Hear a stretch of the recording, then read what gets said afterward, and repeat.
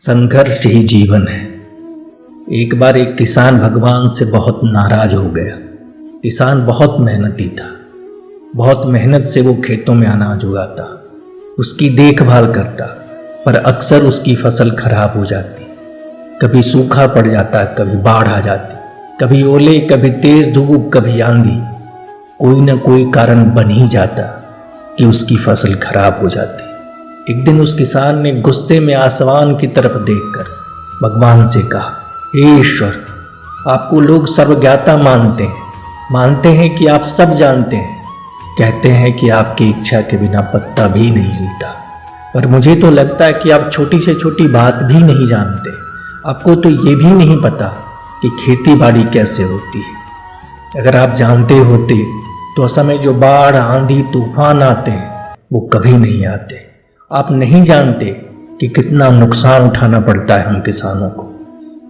यदि आप मेरे हाथ में ये शक्ति दे दें कि मैं जैसा चाहूँ वैसा मौसम कर दूँ, फिर आप ये देखना कि मैं अन्न का भंडार लगा दूंगा। भगवान इस किसान के तीखे वाक्य सुनकर मुस्कुरा रहे थे और वो किसान के सामने प्रकट होकर बोले, मैं आज से तुम्हें ये शक्ति देता हूँ कि अपने खेतों पर तुम जैसा चाहोगे वैसा मौसम कर दोगे।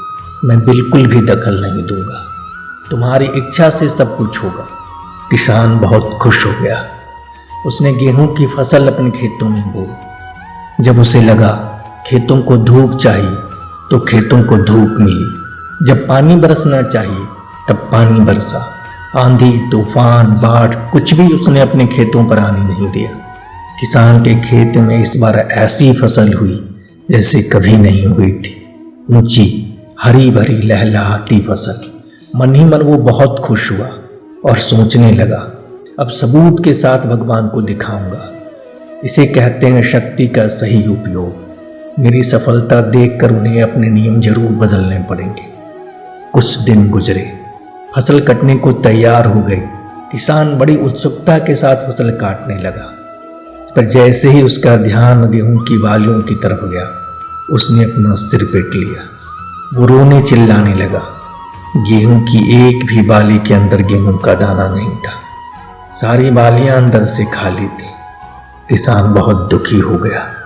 उसने भगवान को रोते हुए फिर पुकारा, हे प्रभु, तुमने मेरे साथ ये क्या किया?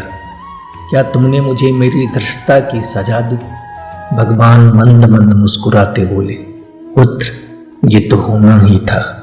तुमने पौधों को संघर्ष करने का मौका ही कहाँ दिया। न तो तुमने उन्हें आंधियों से जूझने दिया, न तेज बारिश को सहने दिया, न धूप में तपने दिया। एक भी चुनौती का सामना तुमने उन्हें नहीं करने दिया। इसलिए सारे पौधे अंदर से खोखले रह गए। जब आंधी, तूफान, तेज बारिश, धूप पड़ती है, तभी ये पौधे अपने अस्तित्व को बचाने के लिए संघर्ष करते हैं। और इसी संघर्ष से एक बल पैदा होता है जिसमें शक्ति होती है, ऊर्जा होती है, और यही ऊर्जा फूटती तेरी बालियों में गेहूं के दानों की तरह जो नहीं फूटी। तुमने उन्हें कठिन परिस्थितियों से गुजरने ही नहीं दिया जहां उनके अस्तित्व का जन्म होता। सारी बालियां इसलिए खाली हैं, एक भी गेहूं का दाना इसलिए नहीं है क्योंकि तुमने उन पौधों को संघर्ष करने ही नहीं दिया। किसान भगवान के आगे नतमस्तक हो गया। याद रखिए, बिना चुनौती और संघर्ष का जीवन खोखला होता है। कठिन परिस्थितियां हमें अपने अस्तित्व बचाने की लड़ाई लड़ने को प्रेरित करती हैं, हमें साहसी और मजबूत बनाती हैं और हमारे चरित्र का निर्माण करती हैं।